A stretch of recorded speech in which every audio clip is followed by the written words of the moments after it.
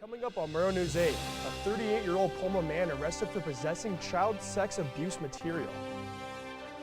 And more information on the closure of Spokane Street, when it's opening up again, and what's been causing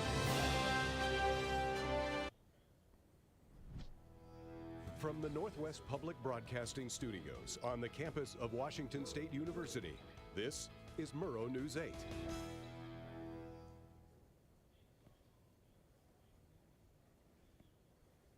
Hello and welcome back to Murrow News 8. I'm Matthew Sansom.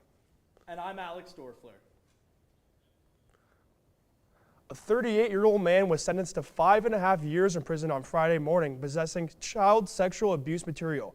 Robert Keller's sentencing is in the middle to low range of sentencing for his crime. The judge took into account that Keller showed remorse and took responsibility for his actions. Keller's criminal history includes a criminal injury to a child, and court records show he violated his probation once while serving time in Idaho. The Latah County burn ban and air quality advisory that was placed on Friday has been lifted.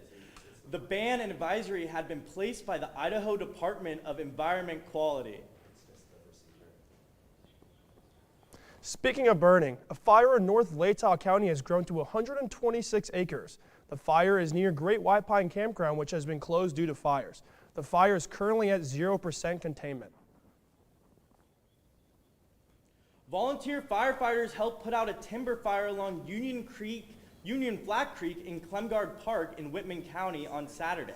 Volunteers from Albion, Colfax, Steptoe, Pullman, Unicho, and the Palouse were on the scene. The 40-acre fire burned near Upper Union Flat Road and Hamilton Hill. Thankfully, no structures were burned from the fire. Regarding the Lower Sugarloaf fire, Chelan County Emergency Management are telling people in Arvindor in West Entiat River to get out. They are issuing a level 3 evacuation for the fire that has burned over 10,000 acres since the start of this month.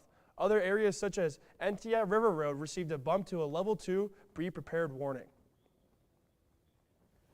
The Wazoo helmet car has officially sold at auction. Earlier last week, we reported on a historic and unique WSU football helmet car that was put up for auction on Friday after receiving national interest. While the car does not run and the tires are struggling to cling to the wheels, the winning bid placed by Flat Stick Pub owner got up to $8,000.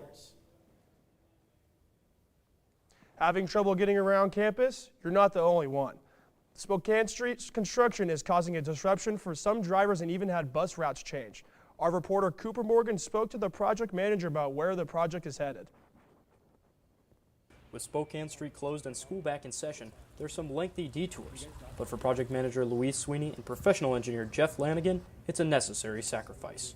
The decision was like, it's better to do it now and get it all done and over with. Let's do this once and get it done and get out of there. The project, which started in early May, is aimed at installing new chilled water distribution piping, a large-scale version of AC that around 80 of the buildings on campus use. Lanigan says it's been long overdue. It's to fill a gap in our distribution loop that was in Spokane Street. We'd been planning on this for 30 or so years. Then they figured, why pave it and have to dig it back up the following year if they could just do it all at once. So they added road replacement to the project. But for those wanting to get from Southside near Stadium Way to College Hill, it can be a long drive. But it's just detours, so what's the problem? Well, for one, the detours are lengthy and they're not a clear-cut shot like this service road right here. But if you drive on this service road without a permit, it's a $150 fine, which a lot of people have been doing. Meanwhile, the other problem is that this project is slated to finish in early to late October, according to the project managers. As you can see, there's no road to be found, something that students and teachers did not expect when they came to campus this fall. What they were expecting comes from this WSU Insider article. The first thing that pops up with a quick Google search, it reported on the estimated finish date before plans were finalized, saying it would be done in early August. It was always a bigger project than that. And more than we could chew off in one summer. Our contractor's working really as fast as they can to get this done. And we think we're going to beat our schedule, but we don't want to promise anything yet. For now, Lanigan says the project is going smoothly, but it's a delicate project they'll have to be careful with considering the underground piping. So expect campus to stay busy, but don't use that shortcut. In Pullman, Cooper Morgan, Murrow News 8. Thanks, Cooper. Coming up, find out what fun is coming to Latah County. And it's finally cooling down here in Pullman. Our weatherman, Jet Hatch, will tell you what to expect this week after the break.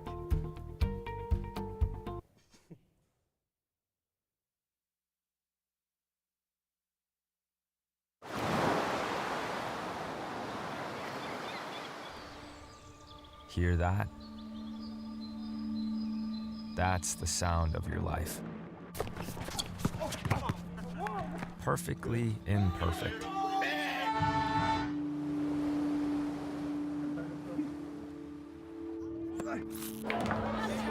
Beating in rhythm to the world you've created.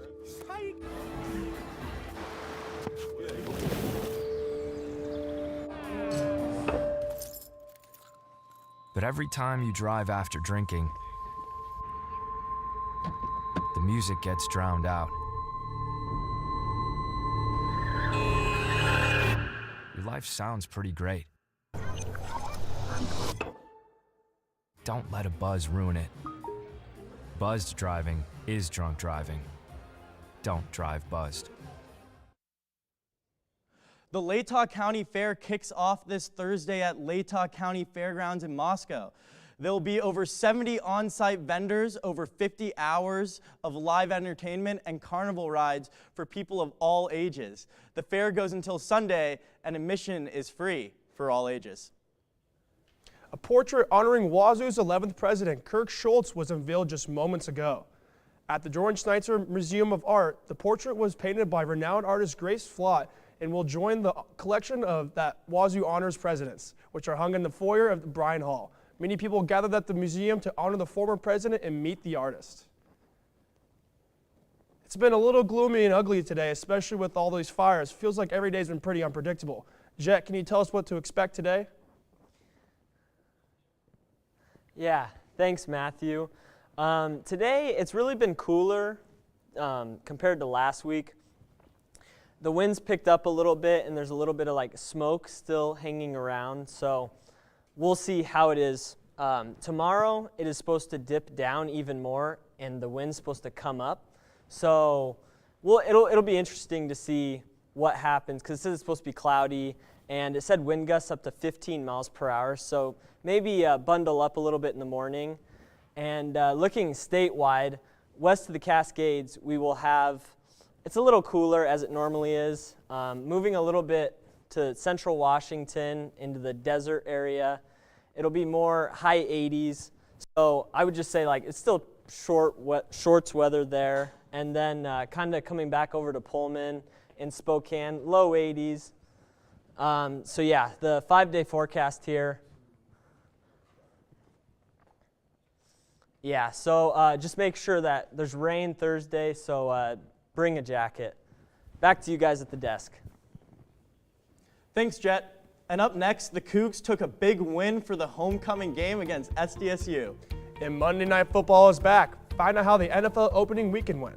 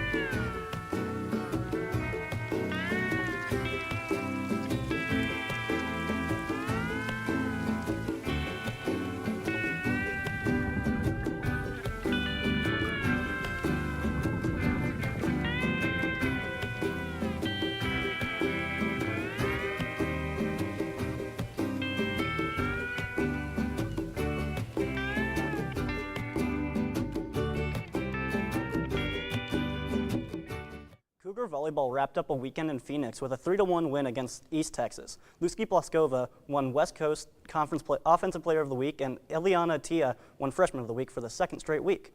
Blaskova had career highs in kills with 19, attacks with 39, and assists with 3. With one solo blocking game, Blaskova is 4 shy of the WSU top 10 all-time list. This photo is from the Daily Evergreen. In WSU's football game last week, SDSU took an early lead, but WSU QB Jackson Potter hit Trey Lechner on a rollout pass to tie up the game. WSU followed that up with a field goal, and then Isaac Terrell got a sack for a safety. Potter then hit a strike over the middle to Josh Meredith, who ended up scampering down the sideline for a massive gain. Potter was able to hit Lechner again after this on a rollout pass for a touchdown, his second 3-yard touchdown of the game. Following that, Potter was able to exploit the middle of the field to Angel Johnson for a huge gain. To end that drive, Potter hit Leon Neal Jr. in the seam for an 18-yard touchdown. Potter showed off his arm strength after this by hitting Tony Freeman on an out route from the opposite hash for a 16-yard gain. Julian Duggar was able to cap off the game after that with a 2-yard touchdown on an option play. WSU record improves to 2-0, while SDSU falls to 1-1. WSU is currently looking forward to a battle at North Texas on Saturday. NFL opening weekend is complete. Hopefully everyone's fantasy football teams are looking good. If they aren't, don't overreact. It's only week 1. Your guys are going to produce. The weekend was capped off with an exciting Sunday night game between the Ravens and the Bills. The game was an absolute shootout, 41-40, with reigning MVP Josh Allen and the Bills coming out victorious with a walk-off field goal. With the Seahawks' loss against the 49ers, that puts them at the bottom of the NFC West division, they were the only team to lose. It was a close 17-13 game, but Sam Darnold and the Seahawks offense could not gain momentum against a tough 49ers defense. Monday Night Football is back, and Week 1 will be capped off with a showdown including the Chicago Bears and the Minnesota Vikings at Soldier Field. Second-year quarterback J.J. McCarthy will be making his NFL regular season debut, where the Vikings are 1.5-point favorites. Thank you, Blaine. Find out what kind of activities will be at the Latah County Fair, and which activities our team recommends.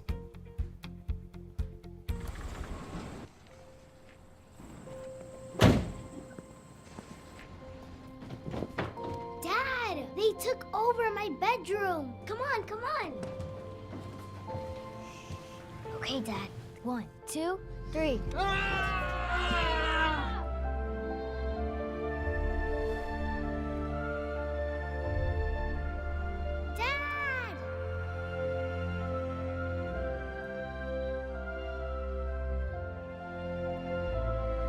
You saved me. Dad? Are you okay? I'm fine, dear.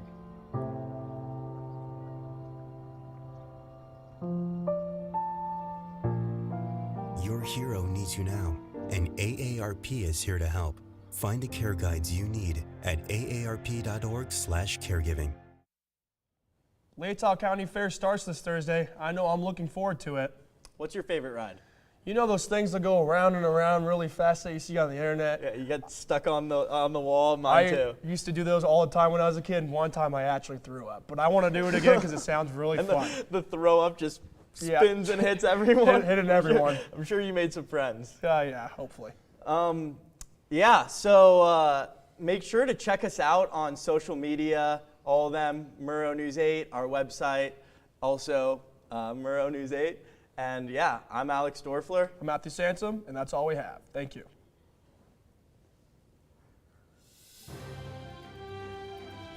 How'd your fantasy team do?